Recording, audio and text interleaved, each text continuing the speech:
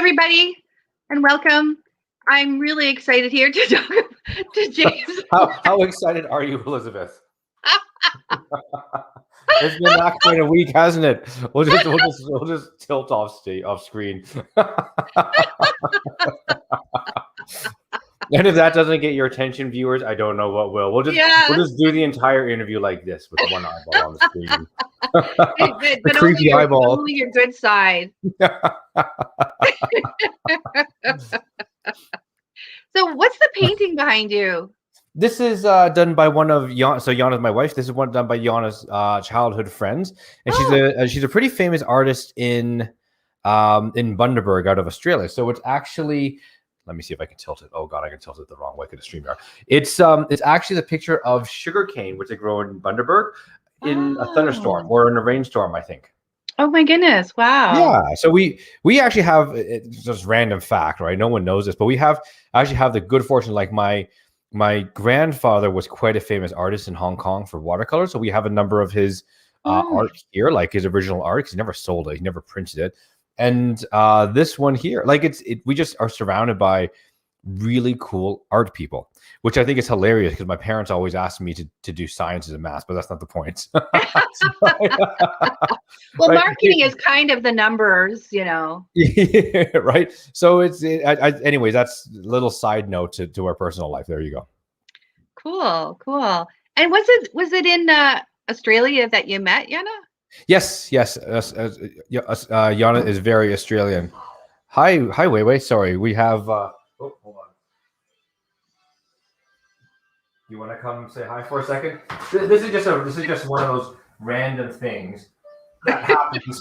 This is the little one that came to say hi. Can you say hi? Hi. This is Ayla. All right. Off you go, please. All right. Awesome. Okay.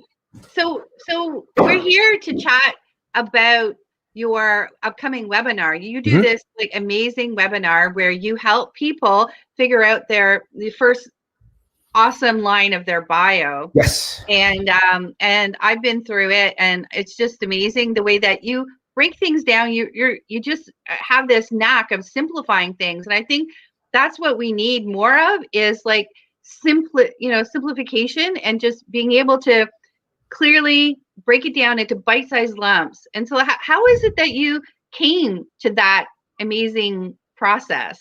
Oh, thanks. I think it's because I tried to eat an entire elephant at once. And I'm sort of famous for, like, not famous for that, but that's, what's interesting, because Jay Facette says all the mistakes you make you an unlikely leader. Oh my God, I should be the most amazing leader ever because I've made so many mistakes.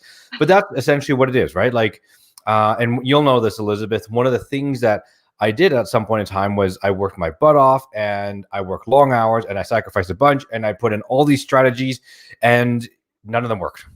And part of the reason is because I was just trying to do too much. And so one of the things that I'm able to do is, one of my superpowers is being able to look at a really complex situation and just say, well, none of it matters if you don't have leads coming in. None of it matters if you can't convert. None of it matters if, right? And so that's one of the things that I'm able to do. But you're right. So the workshop is an hour long, and you were kind enough to join me I think it was yesterday, actually. Yeah. And you get three things out of the workshop, right? One of them is the first line, I call it the best ever first line of your bio, because most people just write like, this is not bad. Elizabeth Johnson has been, copywriting for 2 years, and it's mainly because you're 24. So, 2 years, right? But Elizabeth Johnson has been copywriting for 2 years, and it doesn't say anything to the customer, right? And so we need to figure out what are superpowers and put in those adjectives that really make your bio sing, and that's what we do in this workshop. Yeah, it's amazing, because I think a lot of people are afraid of marketing. Like, marketing is like a 4-letter word. It's true, right? Well, it's hard because the other thing is, when you attend these webinars, right? And this is one of the bigger differences. When you attend a lot of these webinars or a lot of these, look, education is always good, right? The challenge is when you get stats like, I was able to grow my business 6,000% by using Instagram stories. You're like, oh my God, like I need to use Instagram stories, even if you hate Instagram, even if you've never been Yeah. on Instagram, right? Or you Mhm. absolutely need funnels. And so you try to do, like we talked about, funnels, Instagram, Sales Navigator for LinkedIn, Facebook stories, Facebook ads, and nobody here is a specialist at this. And so when you do it, you end up failing, right? Because something is not going to work well. And so Yeah. that's one of the differences is when I teach people, I actually say you need to focus in on one or two marketing things and then move from there. Yeah. And I also like what you say that we need to focus in on things that we like to do. Cause like, yeah, Instagram might get you 6,000 leads, but if you can't stand that, what it requires of you to do, it's going to be a slog. Yeah, that's absolutely right. And I continue to make mistakes and learn, and I'm teaching everybody those learnings, right? So not only, you're absolutely right, not only should you do things that are in your power that you like, but you have to make sure that they come off as well. Like I have two examples. One of them, do you remember, because you were in the beta class as well and you're kind enough to join me for the new one, and do you remember one day Stephanie said, I should do more Facebook lives? Yeah. And we were like, why? Oh, Yeah. I think I just need, no. If you don't want to do it, then don't do it, right? And Yeah. that is, and so that has to just come from inside as well. Okay, that's definitely one of the things that we talk about is make sure that whatever you market, you can actually own. Right? Yeah. Like a lot of people are on Clubhouse, and yes, I need to get on Clubhouse as well. But if I don't like it, if I don't love it in the first few times, I'm just not going to do it. Right? It's not one of these things that if you say I should do this, the minute you say you should do something, you're like, ooh, that's probably not what you should do. Yeah, exactly. Yeah. And do you think that there are different types of marketing outreach that's better for an introvert versus an extrovert? Yeah. Yes. The answer is yes. Absolutely. So,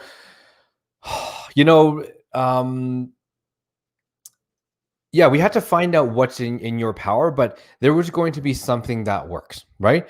If you're an introvert, a lot of people are like, I'm an introvert, I can't make this work. No, you can make it work. You probably end up talking to more introverted people, or you end up actually talking to, I haven't figured it out yet, but maybe you talk to the extroverted people and they feel really comfortable around you explaining how they feel, right? So there's different ways to get to that audience. One of them is, for example, community, right? That's a really good one. Another one is affiliates. That's another one, and you can turn your weakness into strength a lot of times. Like, for example, I'm actually, knock on wood so far, and I appreciate each and every one of them. I'm actually getting really good conversions at the moment. So I don't have a lot of people who are in the webinar, but those who are in the webinar, I tend to close 1 out of kind of 8. And I think part of the reason is because I'm like, I have never done this before. So here I am saying, like, I have never done this before.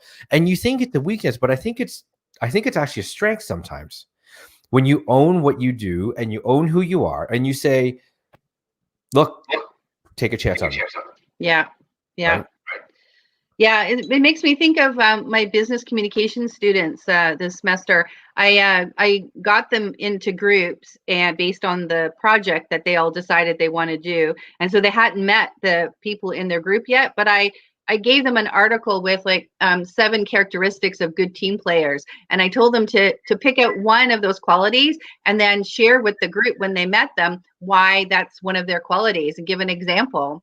And they loved that exercise because it gave them an opportunity to share something about themselves, but it was a common thing, like everybody had the same 7, characteristics and they all read the same definition, but they chose one. And I think that once we understand that we have, positive things or like strengths that we can bring to the table, it makes the teamwork better rather than we saying like, oh, I'm not good at this, like get somebody else to do it. No, but you start with your strength and work from there. So I think that's like what I love about your methodology is that you really privilege your strength. Oh, thanks. I appreciate that. And that's important, right? It's a funny, not a funny, but it's a unique combination in that, yes, we look at your strengths, but we also try to be growth minded about the things that we maybe aren't good at. And also, there's kind of like this fork in the road, right? If you try something you're not good at, you can do one of two things. You can get better at it. But some of us are like, I hate this. And if you hate it, get rid of it. Do something, get someone to help you with it. For me, it's bookkeeping and finances. Like I'm terrible at that stuff. Like I just don't want to do it. And you know, one of my least favorite meetings of the year is going to see the accountant every time because we go through the numbers, and I'm like, I don't really care. I don't like I care, but I don't really care. I'm like, whatever, just show me where to sign. He's like, no, we have to go through this. So line 15, you'll see here that you know, like all these things. I'm like, it doesn't matter because I know how much money I have in the bank account, right? And I know that we paid our taxes. So why do we need to go through this? Anyway, so does that make sense what I'm saying? Yeah, definitely. And so, you know, we need to outsource the things that we're not strong in. And like, that's what a CEO does anyway. You know, the CEO, in order to grow your business, you can't be doing everything. And a smart CEO outsources things that they don't want to do or that they shouldn't be doing. Yeah. So, and the other thing is, you know, I know some people who are listening are going to have cash flow issues, so you can't throw thousands of dollars at marketing and thousands of dollars at account. And I get that, right? So the other thing you can do though is you can actually choose to take the shortcut. And the shortcut is usually in the form of a course or a learning or a workshop where you actually learn what you need to do and how to get results really quickly. And I think people underestimate the power of this. This is one of the things that bothers me. And the more I think about it, the more, you know, like I am still hinky about selling, although 6 webinars in, I'm getting better at it, right? But I am still hinky about selling, and that's the truth of it. But at the same time, Elizabeth, why are we hinky about selling? It doesn't make any sense. So here, all of a sudden, I have a full on, and if you join the webinar, you're going to learn this. I'm going to try to sell you, and that's how the world works, right? That's how it works. And so it's a $2,000 product, but in the $2,000 product, we find your superpower. We find out how you market. We find out that your messaging. I do your marketing with you. I do your lead generation. Like, why is this something to be scared about? What are you going to do otherwise, right? It's like your product, right? If people actually want to write an amazing story or an amazing book or find like some type of differential advantage, this is it. So why are we hinky about being like, oh, she's selling now? Why are we thinking about this? Like, if it's something you don't need, then leave, right? But most of us need these things. Yeah, that's true. And so the title of your talk is it's Simple Steps. It's Superhero You, 3 Simple Steps to Power Up Your Marketing. 3 simple steps. So you might have seen 3 evil villains that all entrepreneurs have to slay to live the life of their dreams. It was too long and too nebulous, in Jay Fissette's words. And we weren't getting good conversion. So I ended up changing the title. Yeah. And I'm glad you did, because I really had to like think for, you know, several minutes, like, what does it mean? Yeah.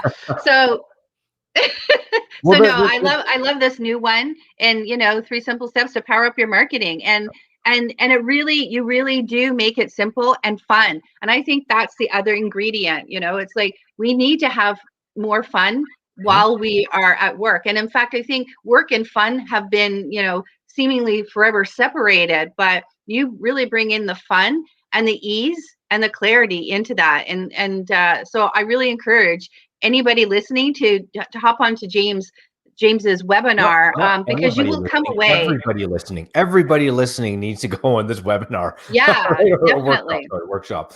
No, I'm just joking. But if you have been in business for a while, or maybe just starting and you were looking for a turning point in a good way, this is a really good place to start, right? Yeah.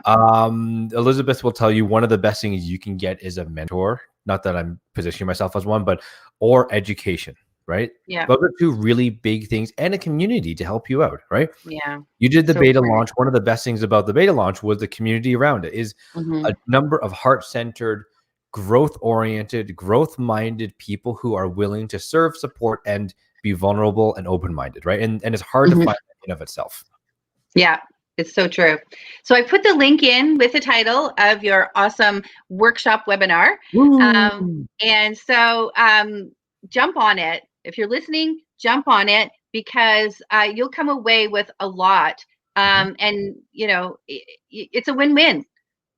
It is. And the initial one is free, right? It's like a test drive. Yeah, That's right. Totally okay. And either way, I try to deliver value every time. And Elizabeth Johnson knows this, right? I don't know why I called you by your full name, but I just did. But look, I appreciate the time, Elizabeth, and team. If you're watching this, I appreciate you as well. It makes a difference, and I'd love to see you. By the way, I wear exactly the same sweater to all my webinars because it's like my lucky sweater because I got a conversion the first few times I did this. So I'm like, I am wearing the sweater all the time now. Do what works. Exactly. Thanks, James. You're welcome, Elizabeth. Thank you, team. I will hopefully see you soon. Okay. Take care.